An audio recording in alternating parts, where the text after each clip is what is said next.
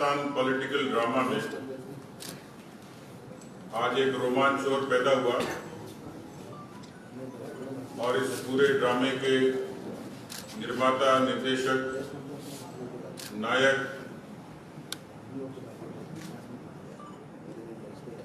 इन्होंने एक अभूतपूर्व उपलब्धि हासिल करते हुए जो थोड़ी बहुत कमी रही थी वो भी पूरी कर दी। एक तरफ तो उच्चतम न्यायालय के अधीन एक संवैधानिक मसले की समाधान की याचिका चल रही है, उस पर सुनवाई चल रही है। दूसरी तरफ पिछले दिनों अपनी वाणी और लेखनी से अपने आप को पाक साबित करते हुए जिस तरीके से माननीय प्रधानमंत्री, माननीय गृह मंत्री और भारतीय जनता पार्टी पर आरोप लगाते लगाते अभी ये भी निस्तारण हुआ नहीं कि पूर्व उप मुख्यमंत्री कौन से दल में है, बावजूद उसके जिस भाषा का इस्तेमाल हुआ सब आपने देखा। आज इस पत्रकार वार्ता में हमारे माननीय नेता प्रतिपक्ष और उपनेता प्रतिपक्ष वर्तमान परिस्थितियों पर अपनी बात रखेंगे ही, लेकिन मुझे ताज्जुब हुआ कि राजस्थान के मुख्यमंत्री ने जिस भाषा का इस्तेमाल और जो शब्द इस्तेमाल किए वो किसी प्रदेश का मुख्यमंत्री या गृह मंत्री नहीं कर सकता, मर्यादा नैतिकता के नाम पर भी और कानूनन भी।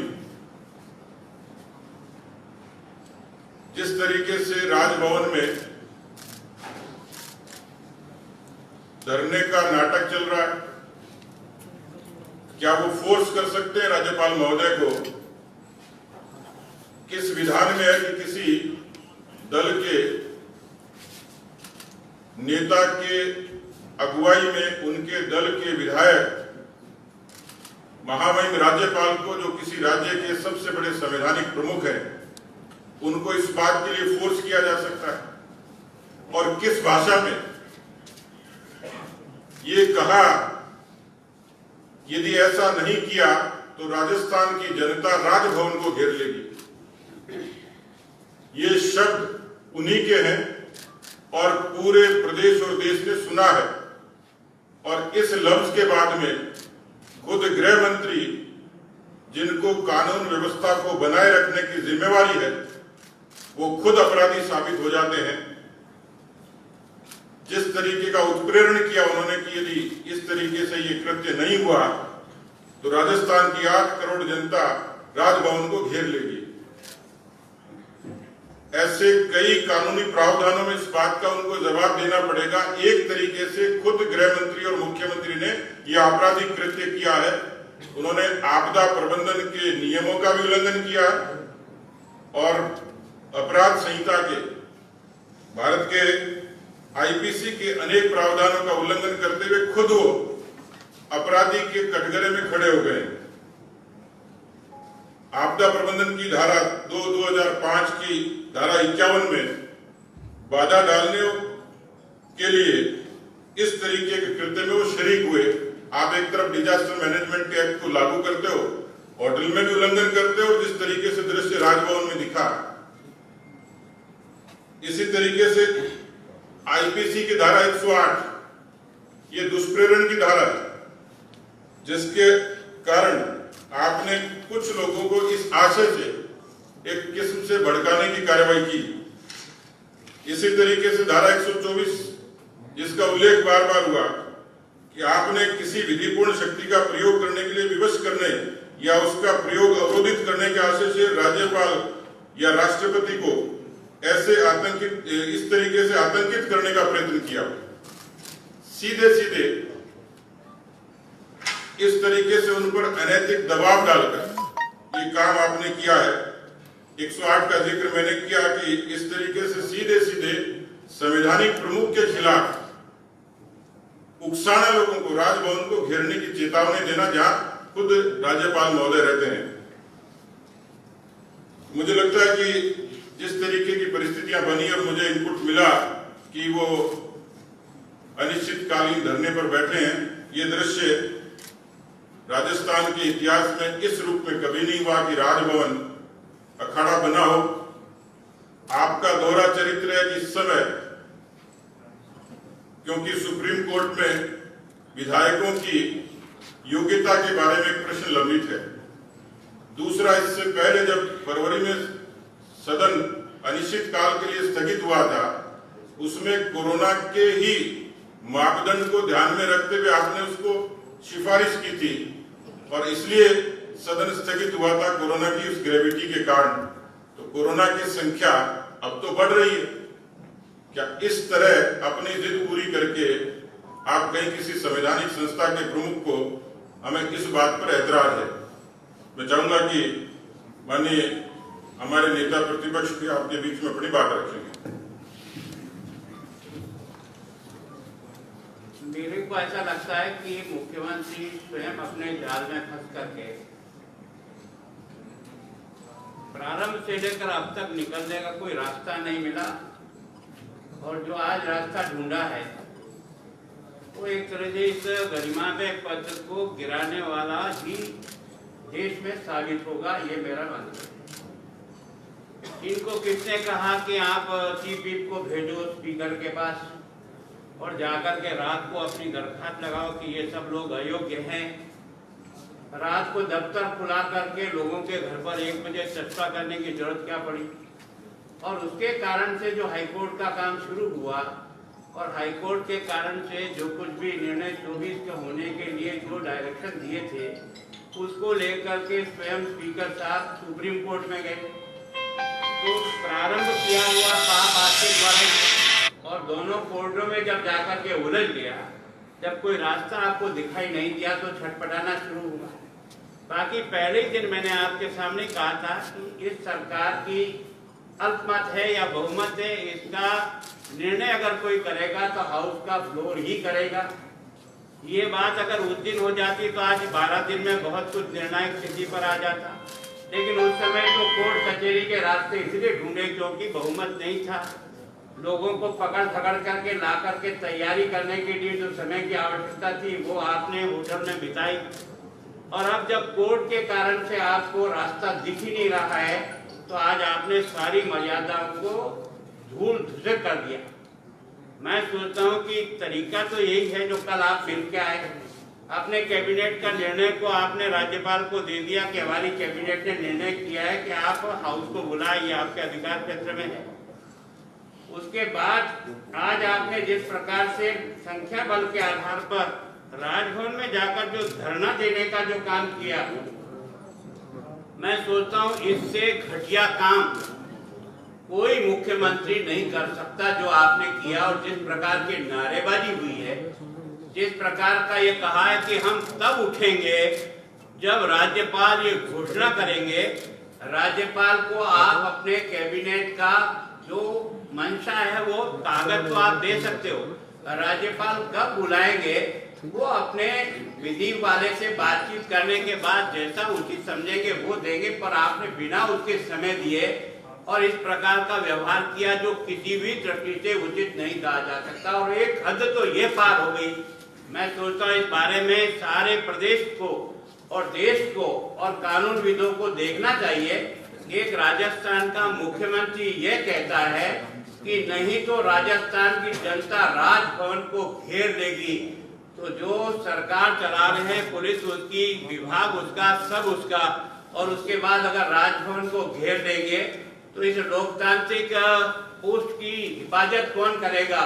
इसलिए मैं तुरंत केंद्र सरकार से भी आग्रह पूर्वक कहता हूं कि इस समय की स्थिति को देखते हुए आपको राजस्थान की पुलिस के भरोसे लॉ एंड ऑर्डर को न छोड़कर सीआरपीएफ को निश्चित रूप से यहाँ पोस्ट करना चाहिए, जिसके कारण से कम इस गरिमामय पद का सम्मान बना रहे और ये जो लोग अंदर बैठे हैं धरना लगाकर, ये कभी संभव नहीं है।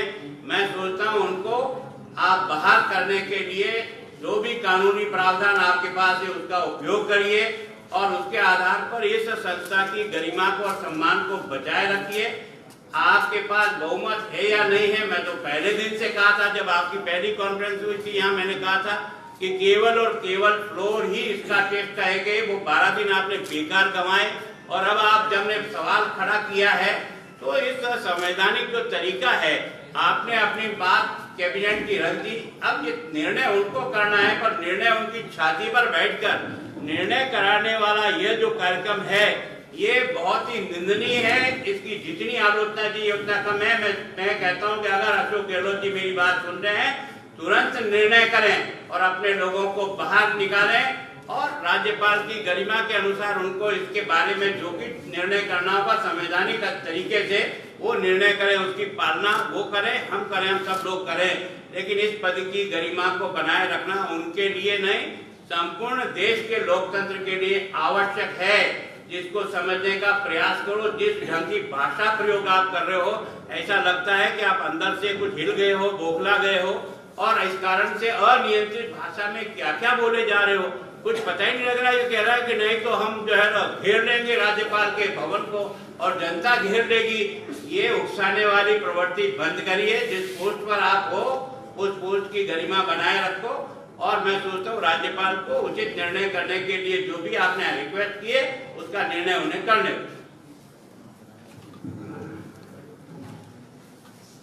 प्रदेश अध्यक्ष महोदय और नेता प्रतिपक्ष की बात को आगे बढ़ाते हुए आज इस वक्त जब मैं आपसे बात कर रहा हूं, राजभवन का जो दृश्य है, अमरूदों के बाग में जब कभी प्रदर्शनकारी प्रदर्शन करते हैं उस प्रकार का दृश्य है। हमारे संवैधानिक प्रमुख है, आर्टिकल 174 के अंदर उन्हें संविधान ने अधिकार दिया कि वो विधानसभा का सत्र युक्ति युक्त कारण होने के कारण जब हो तो 21 दिन के नोटिस देकर बुलाएं। मुख्यमंत्री जी अपने उद्दंड विधायकों के दम पर 48 घंटे के अंतराल में जो सदन बुलाने की मांग कर रहे हैं, ये मांग न केवल संविधान के प्रावधानों के प्रतिकूल है बल्कि संवैधानिक परंपराओं के भी प्रतिकूल है। एक तरफ पूरे राजस्थान के अंदर लाखों विद्यार्थियों की परीक्षाएं स्थगित कर दी गई कोरोना के कारण, और अभी जो एडवाइजरी सेंटर जो इसी 31 जुलाई तक चरणबद्ध तरीके से अनलॉक 2 के अंदर जारी की, जिसको राजस्थान की सरकार ने स्वीकार किया, उसके अंदर उसके पैरा 1 के सब पैरा 4 में साफ लिखा है कि जिन गतिविधियों को किया नहीं जा सकता, cinema hall, gymnasium, swimming pool, entertainment park, theatres, bar, auditorium, assembly halls. जब भारत सरकार की वो एडवाइजरी जो कोरोना के अनलॉक के लिए जारी की गई थी, जिसको राजस्थान की हुकूमत ने स्वीकार कर रखा है, फिर ऐसी क्या बात आन पड़ी जिसके बारे में इस प्रकार की बात हो। जो मुख्यमंत्री ये कहे कि 1.5 साल तक उन्होंने अपने उप मुख्यमंत्री से बात नहीं की, ये बात इस बात को सिद्ध कर रही है कि इस पूरा गतिरोध जो 2 घटकों में बटी कांग्रेस के बीच में है, जिसने इस प्रकार के दृश्य पैदा कर दिए। एक जो संवैधानिक सवाल खड़ा हुआ है, मान्य विधायकों की विधानसभा के बाहर के कृत्य को हम शेड्यूल 10 की उस पर्दी में अयोग्यता में ला सकते नहीं ला सकते। जब ये मामला आज सर्वोच्च न्यायालय तय कर रहा है तो उच्च न्यायालय के सिर्फ स्टेटस को मेंटेन करने के आदेश के कारण बाद में इतनी बौखलाहट क्यों? ये इस बात को सिद्ध कर रही है कि उन्होंने लोकतंत्र पर पहरा लगा रखा है। मुख्यमंत्री जी को पूरी आशंका है कि उन्होंने जोड़ तोड़ करके जो 98-97 लोगों को एक होटल में बंधक बना रखा था, अगर वो बेचैन है, रोज उनको आकर कहते हैं कि हम आज यहाँ से निकल कर जाएंगे, हम नहीं रहेंगे, उन्हें यह आशंका है कि उनका बाड़ाबंदी टूटते ही सब लोग अपने अपने मुकाम पर चले जाएंगे, अपने अपने हिसाब से चले जाएंगे और उनकी सरकार जो अब आंशिक अल्पमत में पूरी अल्पमत में आ जाएगी। और मैं समझता हूं कि अगर मुख्यमंत्री जी अगर हमारे जो नियम बने हुए हैं विधानसभा के नियम आर्टिकल 208(1) के तहत, उसके अंदर नियम 3 को पढ़ लेते, जिसमें सदन को आहूत करने के नियम बने हुए हैं, तो शायद ये बात वो नहीं कहते। उसमें महामहिम राज्यपाल को अधिकार दिया गया है कि वो उचित स्थान पर उचित समय के अंदर युक्तियुक्त कारण होने पर सदन आहूत करेंगे। आज राज्यपाल महोदय को तानाशाह का कहना, मैं समझता हूं जिस प्रकार की नारेबाजी हो रही है, आज तक हम जब कभी भी बड़े से बड़े क्राइसिस में महामहिम राज्यपाल के माध्यम से हम भारत सरकार को भी ज्ञापन देते हैं, परंतु ऐसा दृश्य कभी नहीं। मैं समझता हूं कि मुख्यमंत्री जी का ये कृत्य, ये कॉन्स्टिट्यूशनल ब्रेकडाउन की ओर बढ़ रहा है। आर्टिकल 356 का प्रयोग राजस्थान में न करना पड़े, ये आपकी हम सब की मंशा है, परंतु जिस प्रकार महामहिम राज्यपाल पर के विरुद्ध में नारेबाजी हो रही है, उनके सामान्य कामकाज को बाधित करने का काम किया जा रहा है, और जिस प्रकार की बेहूदगी वहां की जा रही है, ये एक तरह से कॉन्स्टिट्यूशनल ब्रेकडाउन है। और इस ब्रेकडाउन में अगर बौखलाहट है तो उच्च न्यायालय के आज के स्टेटस को निर्णय के कारण से है, जिनके कारण उन्हें लगता है कि अगर कुछ विलंब हो गया तो उनकी ये ताश के पत्तों की तरह उन्होंने जो जोड़ तोड़ किया बिखर जाएगी। आज महामहिम राज्यपाल जो किसी दल के सदस्य नहीं है, उनके उस राजभवन में जो संवैधानिक प्रमुख के रूप में हमारे लिए एक तरह से संविधान की में आस्था रखने वाले लोगों के लिए आदर का केंद्र है, उसमें इस तरह का बर्ताव पूरा देश देख रहा है। इसकी जितनी निंदा की जाए उतनी कम है। और उस पूरे कारण में कारक अगर कोई है तो राज्य के मुख्यमंत्री हैं, जो इस कुनबे के मुखिया थे, उन्होंने अपने ही उप मुख्यमंत्री से 1.5 साल तक संवाद नहीं किया। संवादहीनता और अपमान की राजनीति ने आज राजस्थान को दोहरा पर लाकर खड़ा कर दिया। राजस्थान की सरकार अदृश्य हो गई। लोगों टिड्डी का लगातार हमले हो रहे हैं। आज राजस्थान एक और सूखे की ओर बढ़ रहा है। कोरोना राजस्थान के अंदर लगातार आगे बढ़ता जा रहा है। आज 33,000 से ज्यादा कोरोना के संक्रमित लोग हो गए। आज 600 के लगभग डेथ हो गई। ऐसे समय के अंदर इस प्रकार का कृत्य मैं समझता हूँ बिल्कुल संवैधानिक मर्यादाओं के प्रतिकूल है। हम इसकी निंदा करते हैं।